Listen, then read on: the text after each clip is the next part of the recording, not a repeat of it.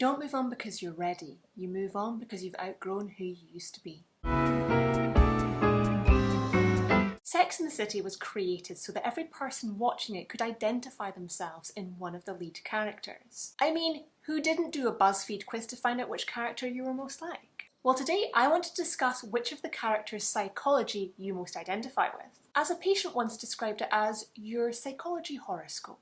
So let's find out which character you most resonate with, both the positive traits and the slightly more harmful coping mechanisms. P.S. I'm only focusing on the original 3 today, sans Samantha, because if I didn't, this video would be an hour long. But this is an honorary mention to Lisa, who was, in my humble opinion, the best character of the season. She felt so well-rounded and well-developed, but please put in the comment box below who your favourite was. I am biased. I have always loved Charlotte, but this season had me doubling down on that love, and here's why.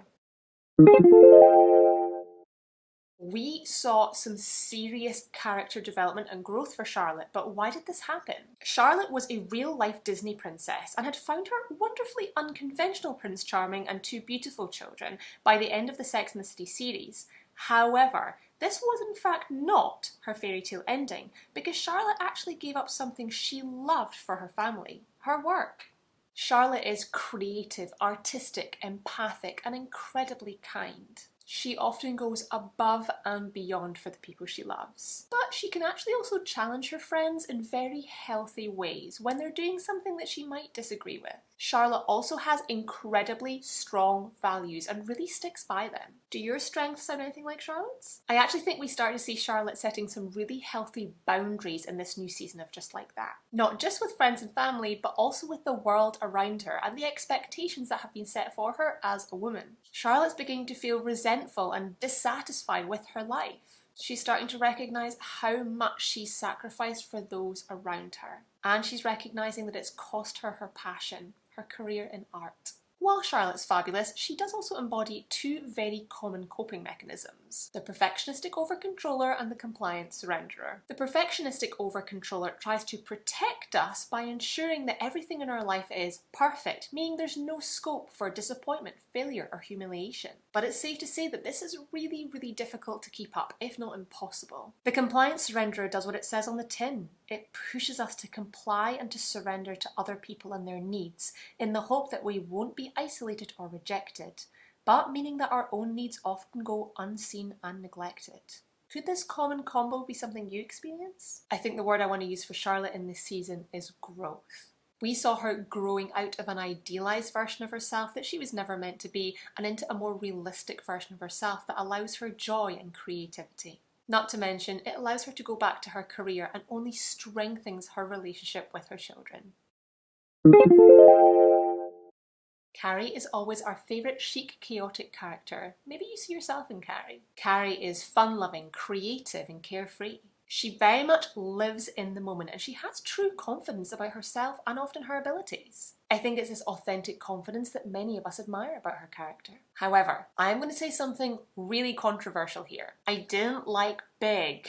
I never liked Big. I thought Big was emotionally neglectful, borderline abusive, and was often incredibly unkind to Carrie, really boxing her in and pushing her in directions that she often didn't want to go. It felt like a very toxic relationship. But with Big's death in season 1, we see Carrie understandably spiral. And we see some really harmful coping mechanisms start to come out of that. We see Carrie engaging in 2 different forms of coping. Let's see if you resonate with either of them. Carrie has always engaged in the detached self-soother. The detached self-soother encourages us to push our loved ones away and then engage in self-soothing activities, but quite harmful ones. We all know Carrie is a clothes and shoeaholic, but actually in many ways we saw this go too far in the Sex and the City series. And we also start to see this spiral in season 1 of Just Like That, where Carrie is desperately searching for the perfect apartment, spending vast amounts of money in the process. The detached self-soother allows us to switch off from the world around us when things get too tricky, but the costs of this coping mode really outweigh the benefits. I couldn't tell you which episode it was, but I will always remember the episode of Sex and the City where Carrie goes to look at her bank balance and savings and realises that she has nada. That's a really good example of how Carrie's seemingly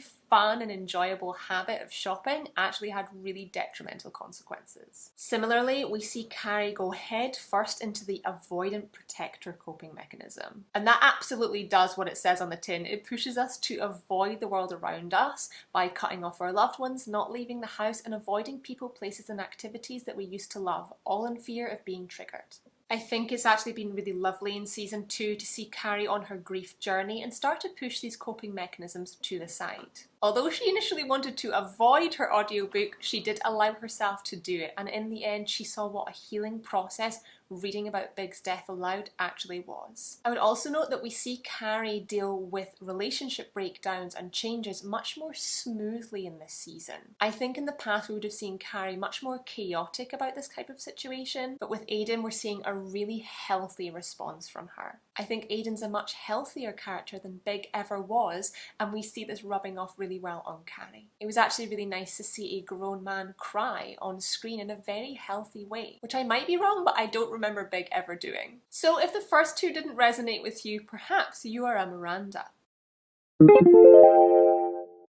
Miranda is everyone's favourite fiery, driven, passionate lawyer. Miranda is kind and funny, and like Charlotte, often really sticks to her value framework. And when she decides to do something, she is loyal to it. However, Miranda has two very similar coping mechanisms that we see come up time and time again throughout the first 2 seasons of this show. The first one is the detached self-soother like Carrie, but where Carrie was buying shoes, Miranda was drinking alcohol. Getting drunk allowed Miranda to block off the trauma and triggers in her brain, allowed her to avoid the difficult situation she was in with Steve. When we see her start to recover from this in season 2, what we actually see is not a full recovery, but Miranda simply switching to another coping mechanism. I would point out now that this is really, really common, that when we think we're recovering, all we're actually doing is moving to a different way of coping.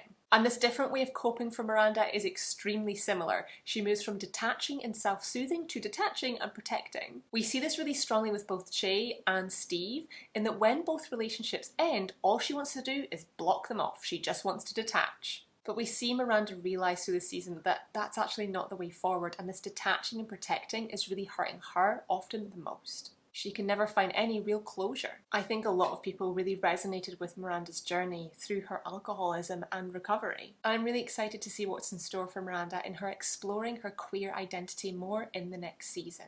I think the reality is that we all have elements of the characters from the show within us, including Samantha. And I think that's what we all love about it so much, is that there's so many ways for us to resonate and identify. Did you identify any of your own strengths or perhaps your coping mechanisms in this? If you did, let me know in the comments below. I'll see you soon, my love.